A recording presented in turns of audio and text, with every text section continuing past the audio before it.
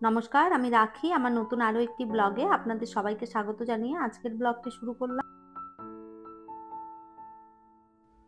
কেমন আছেন আপনারা সবাই? আশা করছি ভালো আছেন আর আমরাও ভালো রয়েছি। এখন বাজে সকাল ৯টা। আপনাদেরকে সাথে নিয়েই ব্লগটা শুরু করলাম। এখন যে ব্লগটি আপনারা দেখছেন এটা হচ্ছে শনিবার দিনের ব্লগ। আর বিবেকের বাবা শুক্রবার দিন রাতের বেলায় বাড়ি ফিরেছে। শুক্রবার দিন বিবেকের বাবার অফিস থাকে, শুক্রবারের অফিসটা করে তারপরে আর কি রাতের বেলায় গাড়ি ধরে রাতের বেলায় বাড়ি আসে, যার কারণে অনেক রাত হয়ে যায় ফিরতে ফিরতে। একদম 12টা কোনোদিন বাজে, কোনোদিন আবার 1টাও বেজে যায়। আর যেহেতু কাল রাতের বেলায় বাড়ি ফিরেছে, খাওয়া দাওয়া করে শুতে শুতে আমাদের প্রায় ওই 1:30টা মতন বেজে গেছিল।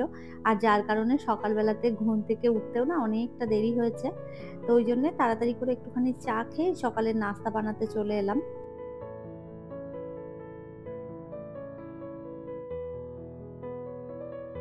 আজকে বানাচ্ছি হচ্ছে বেসন আর সুজি দিয়ে বানাচ্ছি হচ্ছে ইডলি।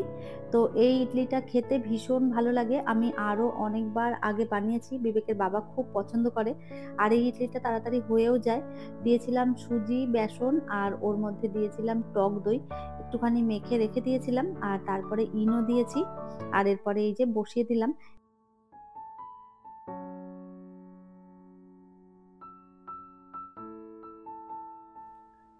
টমেটোর চাটনিটাও হয়ে গেছে আর এইদিকে ইডলিটাও তুলে নিচ্ছি। প্রথমেই এক ব্যাচ দিয়ে দিয়েছিলাম, সেটা তো হয়ে গেল। আরো একটা ব্যাচ বাকি রয়েছে।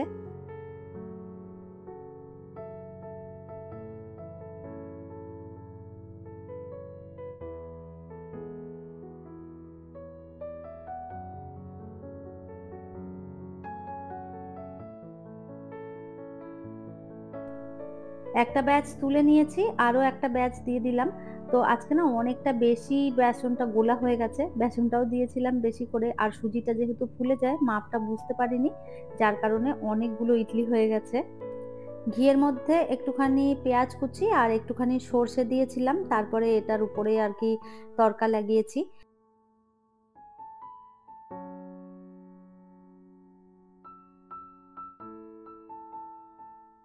তো ইডলি বানিয়ে নিয়ে চলে এসেছি জানালার পাশে।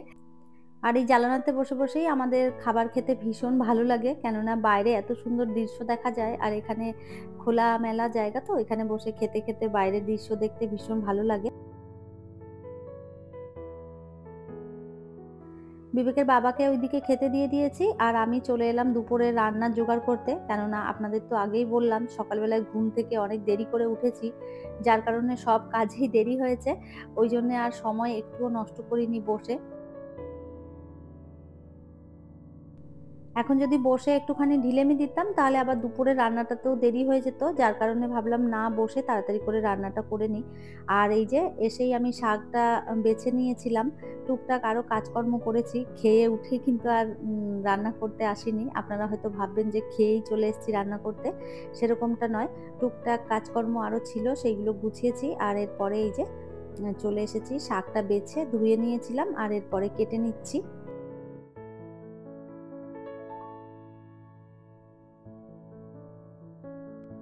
বিবেকের বাবা শাক খেতে ভীষণ ভালোবাসে, যার কারণে ও বাড়িতে এলেই আমি শাক ভাজা করি। যেকোনো শাক খেতেই ভালোবাসে। আজকে লাল শাকটাই পেয়েছিলাম, ওই জন্য লাল শাকটাই ভাজা করছি।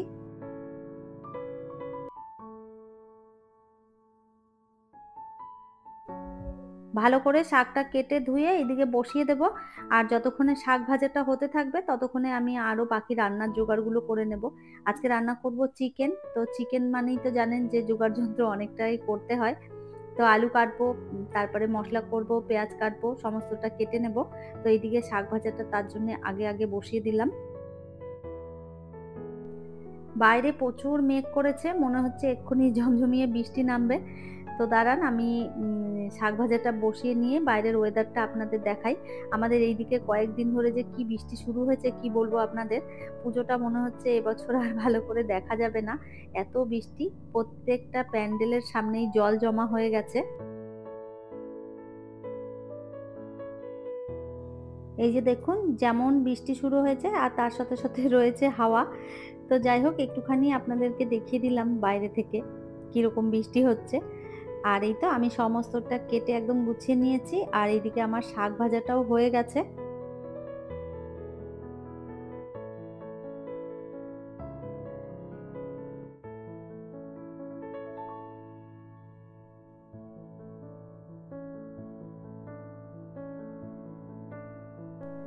শাক ভাজাটা নামিয়ে রেখে তারপরে এই যে মাংসের জোগাড়টা করে নিচ্ছি। প্রথমেই আমি আলুগুলো একটুখানি ভালো করে লাল, লাল করে ভেজে নেব। চিকেন করলে এর মধ্যে যদি আলু দেওয়া হয় না, আমার ভীষণ ভালো লাগে খেতে। একটু ওইজন্য বেশি করেই আলু দিলাম।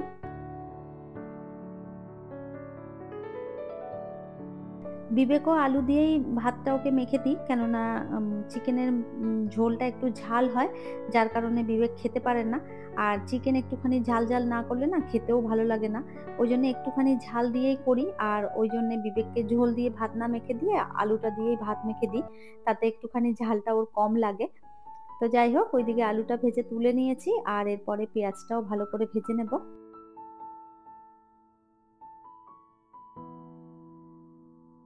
এই মুহূর্তে আপনারা যারা আমার ভিডিওটি দেখছেন প্লিজ একটি লাইক করে দেবেন, আর আমার ভিডিওর কোনো অংশ যদি আপনাদের ভালো লেগে যায় কমেন্ট করে জানাতে ভুলবেন না। এই ধরনের ভিডিও যদি আপনারা আরো দেখতে চান চাইলে কিন্তু আমার চ্যানেলটিকে সাবস্ক্রাইব করেও রাখতে পারেন। কাজটি যারা অলরেডি করে রেখেছেন তাদের অসংখ্য ধন্যবাদ।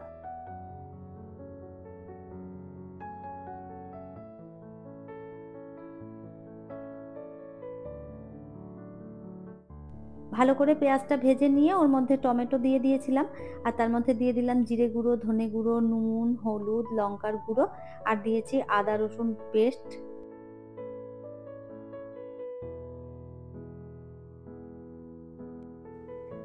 ভালো করে একটুখানি কষিয়ে নিয়েছিলাম, তারপরে দিয়ে দিয়েছি চিকেন। আর চিকেনটা এবার ভালো করে কষিয়ে নেব ঢাকা চাপা দিয়ে দিয়ে। কেননা এটা ছিল হচ্ছে দেশি চিকেন। আমি আগের দিনে যে চিকেন এনেছিলাম সেটা হচ্ছে ফ্রিজে রাখাই রয়েছে।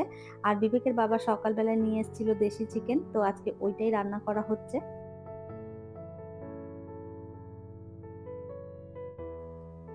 দেশি চিকেন রান্না করতে গেলে একটুখানি সময় লাগে, কেননা ব্রয়লার মুরগি যেরকম তাড়াতাড়ি করে গলে যায়, তবে এই দেশি চিকেনটা হতে কিন্তু বেশ কিছুক্ষণ সময় লেগে যায়।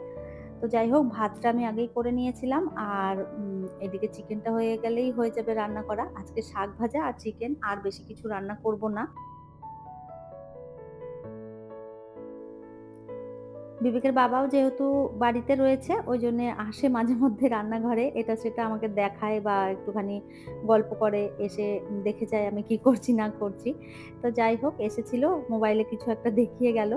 আর কি যে দেখিয়েছিল সেটা এই মুহূর্তে মনে নেই, তবে হাসির কিছু একটা জিনিস দেখিয়েছে।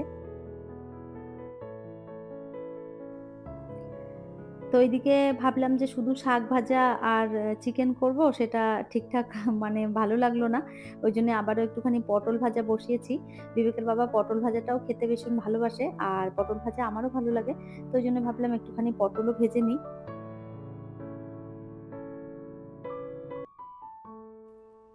ওইজন্য একটুখানি পটল ভাজাটাও করে নিলাম, আর এইদিকে চিকেনটা ঢাকা দিয়ে দিয়ে সুন্দরভাবে কষিয়ে নিয়েছি।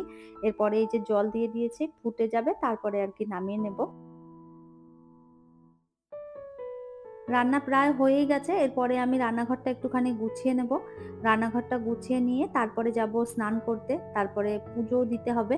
আজকে অনেকটা বেলা হয়েছে, জানেন এখন কটা বাজে? বাজছে প্রায় ওই ২:৩০টার মতন বেজে গেছে।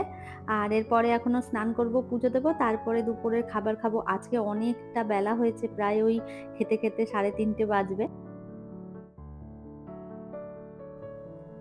আর এই তো স্নান করে পুজো করে নিলাম। তো একা হাতে সমস্তটাই গুছিয়ে করতে হয়। তো একা হাতে না সবটা সবসময় টাইম মতন করে উঠতে পারি না। ওইজন্য সব কাজে দেরি হয়ে যায়। আর এই তো স্নান, পুজো সমস্ত কমপ্লিট করে আর এরপরে এই যে খেতে বসবো। ভাতের থালা একদম সুন্দরভাবে সাজিয়ে নিয়েছি। একটুখানি শসা পেঁয়াজও কেটে নিয়েছিলাম। চিকেন হলে একটু স্যালাড খেতে ভালোই লাগে। তো এই তো বিবেকের বাবা বসেছে এই যে এইখানে, আমাদের ছোট ডাইনিং টেবিল বলতে পারেন। বিবেকের বাবা এখানে বসেছে, আর আমি আর বিবেক নিচে বসে খেয়ে নেব।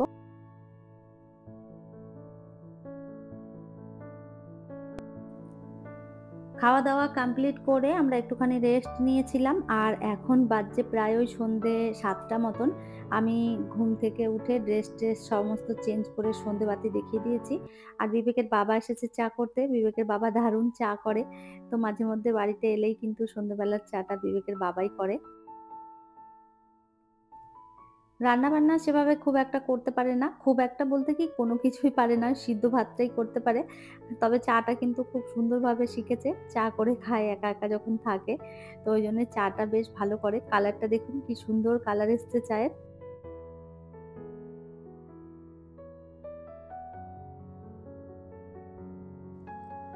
হাসব্যান্ড বাড়িতে থাকলে ১ কাপ চা খেলে দুজনে মিলে এত শান্তি লাগে। সারাদিনের পরিশ্রমটা মনে হয় যেন সমস্তটাই চলে যায় এক নিমেষে।